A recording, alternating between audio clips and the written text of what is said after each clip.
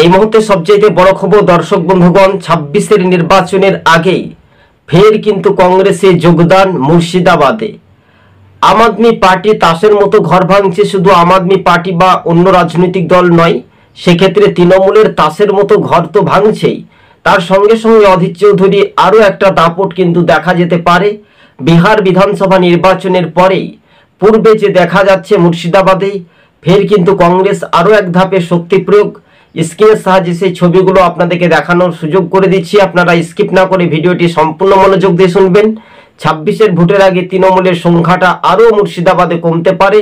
22টি বিধানসভা আসনের মধ্যে তৃণমূল খুব জোর হলে 5 থেকে 6টি আসন পেতে পারে সম্ভবত, যা সমীক্ষাতে উঠে আসছে।